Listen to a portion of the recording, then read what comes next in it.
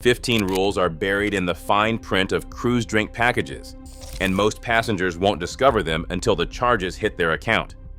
From hidden price caps and daily drink limits to a single mistake that reportedly triggered a $3,000 bill, these policies span Carnival, Princess, Royal Caribbean, and Norwegian, heading into 2026. The countdown begins the moment you step aboard. In the 15th place, many cruisers assume drink packages cover embarkation cocktails and cabin water the second they step aboard. But Carnival, Princess, and Royal Caribbean operate on a first scan model, meaning the package only activates when a bartender first scans your card. Norwegian activates upon embarkation, but has conflicting policy terms.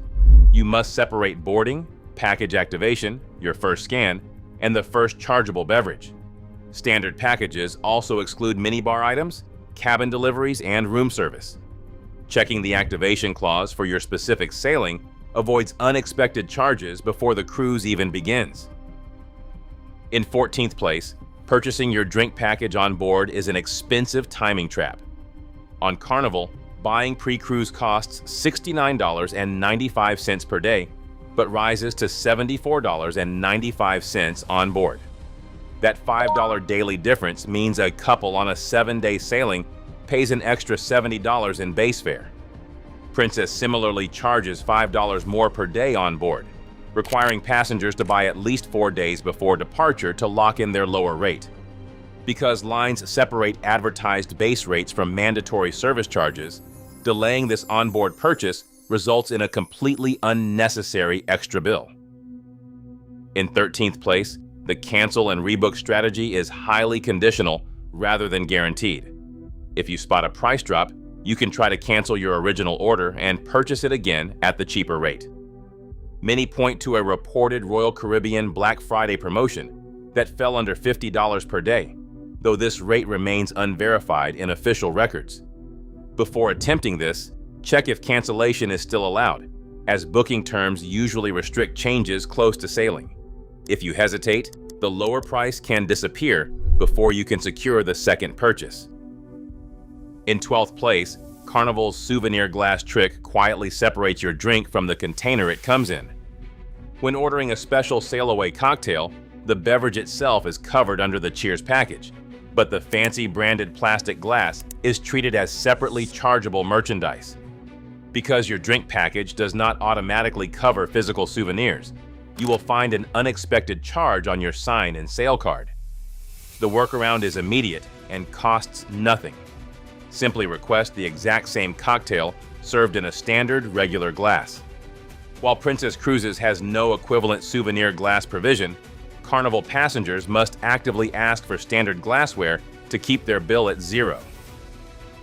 In 11th place, smart passengers recover a massive chunk of their package cost without touching alcohol. Overlooked non-alcoholic drinks like specialty coffees, mocktails, fresh juices, smoothies, and bottled water add an estimated $15 to $20 of hidden daily value.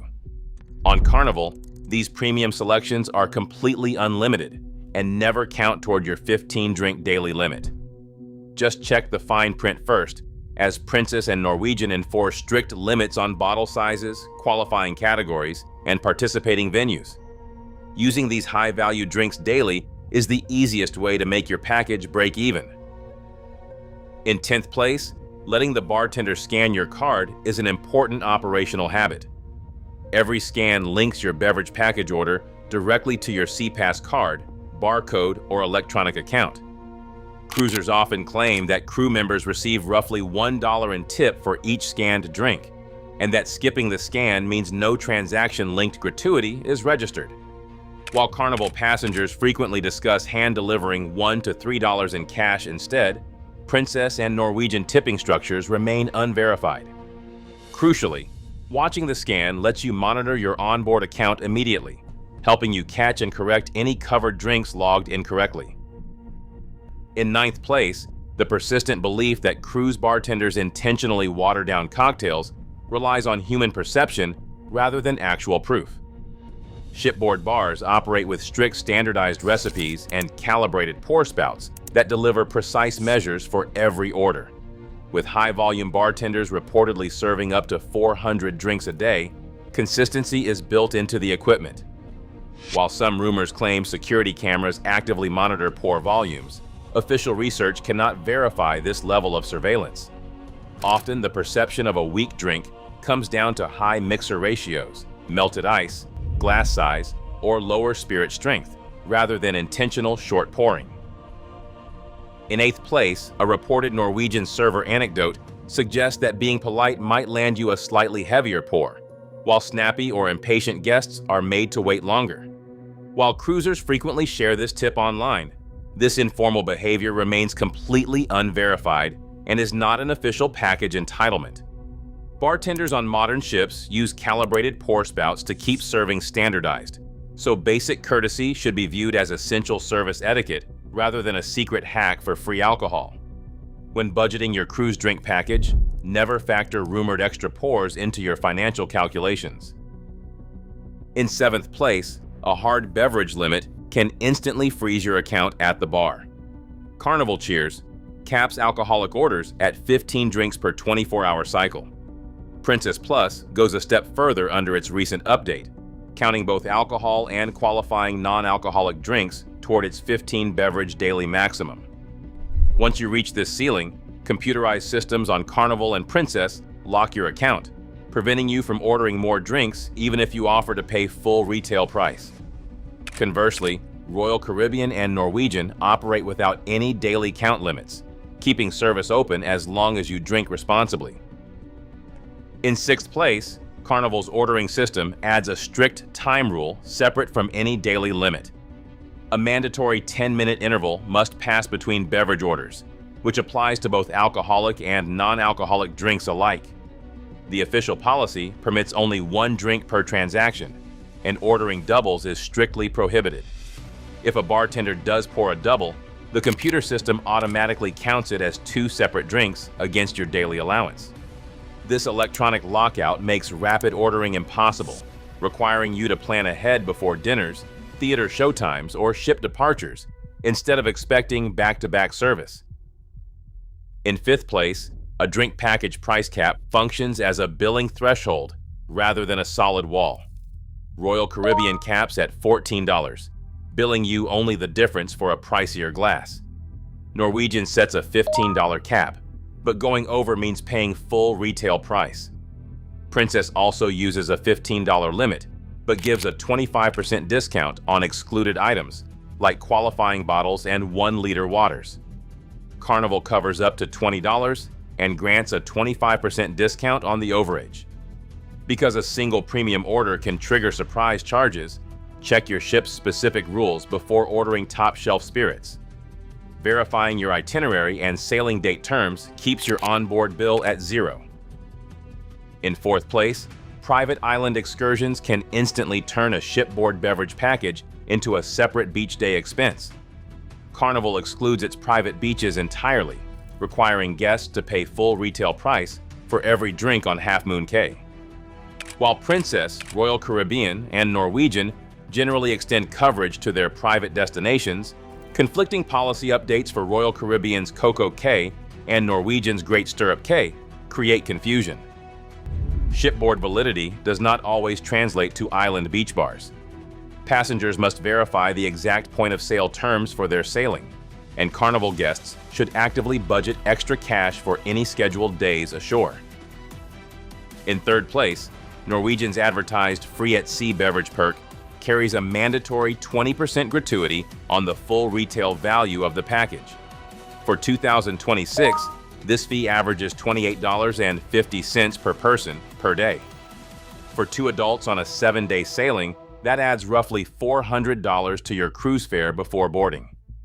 While terms vary by source regarding whether this amount represents the service charge, package fee, or a combined total, travelers must separate these costs. Paying hundreds of dollars up front before ordering your first drink can quickly diminish the value of a supposedly free promotion. In 2nd place, the ultimate test of a beverage package is a rough break-even range of 5 to 7 drinks per day, which should be viewed as a financial calculation rather than a consumption target. Drinking fewer than 5 beverages typically means losing money, while ordering more than 7 often turns the package into a genuine bargain. To find the true personal benchmark, divide the total daily package cost by the average a la carte price of preferred drinks. Cruisers must also factor in qualifying non-alcoholic items, including premium coffees and bottled waters can easily push a moderate drinker over the financial line. Conversely, subtract time spent ashore on port days and visits to excluded venues where the package cannot be used. Remember to include mandatory service charges and gratuities in the initial cost. This formula transforms a simple count into a precise personal decision, revealing whether a traveler is actually saving money or funding the cruise line's profit margins. And finally, in first place, cruise beverage packages are strictly non-transferable. Modern shipboard systems enforce a firm rule of 1 drink per scan, requiring the cardholder to order solely for themselves at every bar and lounge. Sharing even a single beverage can trigger immediate package cancellation. One unverified but widely discussed passenger account details a guest whose package was revoked after they were caught passing a cocktail. The cruise line reportedly repriced all previously consumed drinks at full retail menu rates, leaving the traveler with an unverified bill of approximately $3,000. Whether lines enforce direct cancellation, full price repricing, or separate financial penalties, the outcome is devastating. Risking your entire package for 1 shared drink is the ultimate mistake. Across all 15 secrets, one truth emerges. Drink packages aren't about unlimited freedom, but corporate math. Cruise lines calculate every sip to protect their margins. True value only belongs to passengers who master the fine print. Which rule surprised you most? Let us know in the comments.